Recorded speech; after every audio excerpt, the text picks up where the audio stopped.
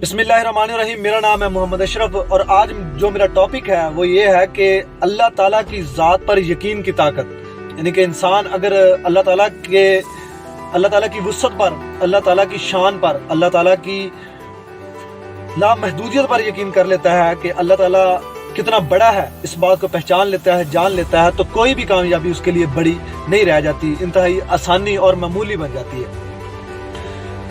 तो उससे पहले आपसे गुजारिश है कि अगर आप मेरे चैनल पर न्यू आए हैं तो मेरे चैनल को सब्सक्राइब जरूर कीजिएगा ताकि नई आने वाली वीडियो आप तक बआसानी पहुंच सके। तो अल्लाह ताला ने जब ये कायनात बनानी चाहिए तो तब इस कायनात में यानी कि खला में कोई भी मादी वजूद मौजूद नहीं था। यानी कि जब ज़मीन, आसमान, सूरज, चांद, सितारे, सियारे, ग्लेशियर, जंगलात, समंदर, पहाड़, कोई चीज़ मौजूद नहीं थी, तब सिर्फ खला था, कोई मादी चीज नहीं थी। क्योंकि अल्लाह ताला की जात वजूद से पाक है, लिहाजा अल्लाह ताला का नूर, अल्लाह ताला की एक लहर जिसे आप कह सकते हैं, अल्लाह ताला की रूहानियत मौजूद थी और कोई मादी चीज वजूद में नहीं थी।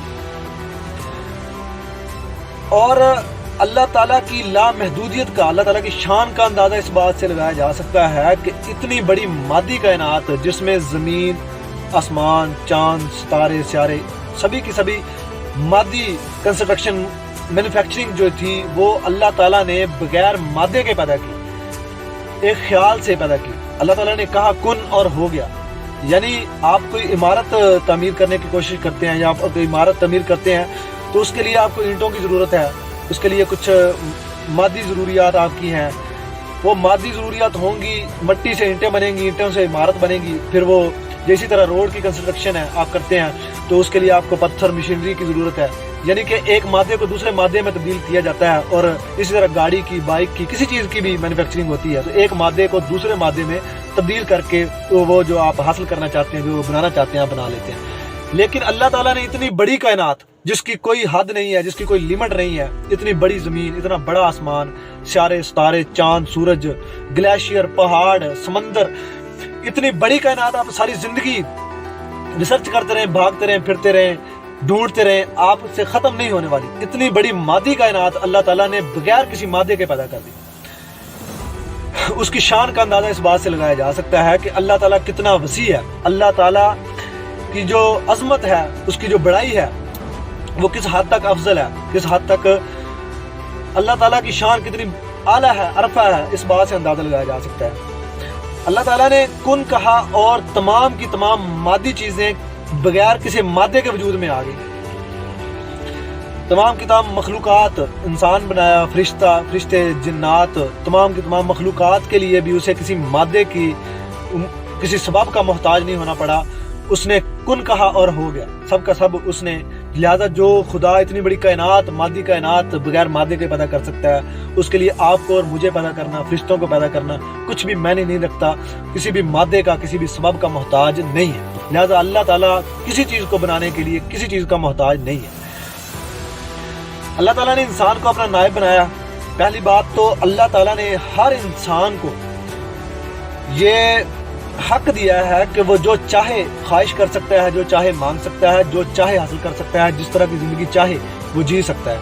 लिहाजा अमीर होना ना तो कोई गुनाह है, अमीर होना हर इंसान का हक है और अल्लाह ताला आपको अमीर होते देखकर खुश होते हैं। हज़रत ईसा अलैहिस्सलाम फरमाते हैं कि अल्लाह ताला चाहता है कि हर इंसान बादशाह बने। लिहाजा अल्लाह ताला चाहते हैं कि आप अपने आप को डेवलप करें, अपने आप को बेहतर करें, अपनी ज़िंदगी को बेहतर तरीके से जी के जाएँ। तो याद रखें, जब तक आप माशी तौर पर बेहतर नहीं हो सकते, आप कोई भी दूसरी चीज़ में, किसी भी दूसरी फील्ड में आप बेहतर तरीके से ज़िंदगी नहीं गुजार सकते। ना आप फलसफा पढ़ सकते हैं, ना आप रूहानियत पढ़ सकते हैं, ना आप अच्छे फ़कीर हो सकते हैं, ना आप किसी लोगों के मददगार हो सकते हैं। लिहाजा कुछ भी आप बेहतर नहीं कर सकते जब तक आप माशी तौर पर बेहतर नहीं हो जाते। असल में जिस जगह हम रह रहे होते हैं उस जगह के हिसाब से या अपनी औकात के, अपने वैल्यू के हिसाब से इंसान मांगता है, क्योंकि इंसान का अल्लाह ताला की ज़ात पर कामल ईमान नहीं। अगर वो इस बात को पुख्ता तरीके से माने कि अल्लाह ताला ने इतनी बड़ी कायनात बगैर मादे के, बगैर सबब के पैदा कर दी और आपको और मुझे देने के लिए उसे को किसी सबब का मोहताज नहीं, آپ کو صحت دینے کے لیے، آپ کو دولت دینے کے لیے، آپ کو گھر دینے کے لیے، کچھ بھی دینے کے لیے وہ کسی سبب کا محتاج نہیں. لہٰذا آپ گھر میں بیٹھے ہیں، آپ کے پاس کچھ نہیں ہے، آپ صرف توکل کر کے سارا کچھ حاصل کر سکتے ہیں.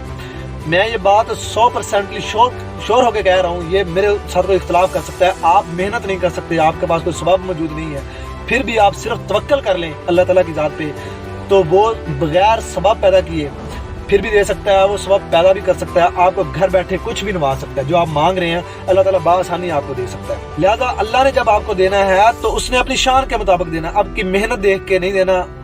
اس نے دیکھنی ہے اگر تو وہ آپ کی نیت دیکھنی ہے، وہ آپ کس لیے حاصل کرنا چاہتے ہیں، یا اس نے دیکھنا ہے کہ آپ اس دولت کو استعمال کس لیے کرنا چاہتے ہیں.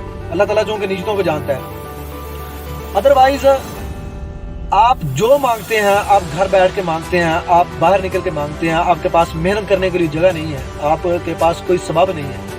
آپ صرف امیجن کر لیں، آپ صرف امیجن کر لیں کہ مجھے یہ چاہیے.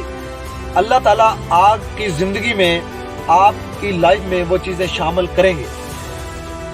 وہ دیر ہوتی ہے، کچھ دیر ہوتی ہے، اصل میں وہ مینوفیکچرنگ جو آپ اللہ تعالیٰ سے مانگ رہے ہوتے ہیں، وہ جو چیزیں آپ جو سیٹ مانگ رہے ہوتے ہیں، جو چیزیں جو گھر مانگ رہے ہیں، اس کی مینوفیکچرنگ اسی دن سے سٹارٹ ہو جاتی ہے. کائنات کے اندر اس چیز کی مینوفیکچرنگ اسی دن سے سٹارٹ ہو جاتی ہے جس دن سے آپ مانگنا شروع کر دیتے ہیں.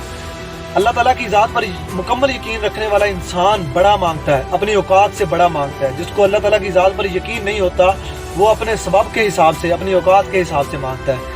تو جو انسان یہ جانتا ہے، اس سچائی سے آشنا ہے کہ اللہ تعالیٰ کی ذات رازق ہے، تمام مخلوقوں کو دینے والی وہی ذات ہے، وہ تمام پوری کی پوری کائنات کا مالک ہے. جو اس بات کی اصلیت کو، اس جملے کی اصلیت کو جو انسان جانتا ہے، مانتا ہے، وہ اپنی اوقات سے کہیں کچھ بڑا مانگتا ہے اور کہیں کچھ بڑا کرنے کی کوشش کرتا ہے.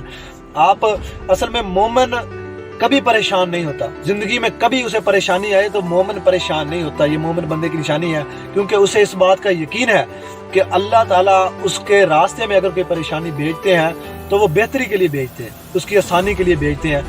لہذا مومن پریشان ہو سکتا ہے، پریشان رہ نہیں سکتا. پریشانی آئی ہے تو اسے پتہ ہے کہ یہ پریشانی اپنے ساتھ ایک آسانی لے کے آئی ہے، کیونکہ اللہ تعالیٰ فرماتے ہیں کہ ہر مشکل کے بعد آسانی ہے. لہذا ہر مومن کو یقین ہوتا ہے کہ جو پریشانی آئی ہے اس کی بہتری کے لیے آئی ہے. لہذا وہ کوئٹ نہیں کرتا، جو وہ مانگ رہا ہوتا ہے اسے مسلسل مانگتا رہتا ہے. جب آپ مسلسل مانگتے رہتے ہیں تو اللہ تعالیٰ کو اس بات کا یقین ہو جاتا ہے کہ آپ جو مانگ رہے ہیں، آپ اللہ تعالیٰ کی ذات پر یقین کر کے مانگ رہے ہیں، اپنے آپ کو اللہ تعالیٰ کے حوالے کر دیا. جب آپ اپنے آپ کو اللہ تعالیٰ کے حوالے کر دیتے ہیں تو اللہ تعالیٰ آپ کو خالی ہاتھ نہیں لوٹاتے. تو اس بات پہ پورا یقین رکھیں کہ آپ جس سے مانگ رہے ہیں وہ کسی کو خالی ہاتھ نہیں لوٹاتا، اور جو بھی مانگا جائے اللہ تعالیٰ کے ہاں کسی چیز کی کمی نہیں ہے. وہ کہیں بھی کسی کو بھی کچھ بھی عطا کر سکتے ہیں. اس نے کن کہنا ہے اور ہو جانا ہے.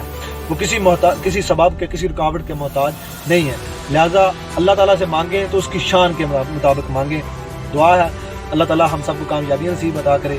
اپنا خیال رکھیے گا. اللہ حافظ.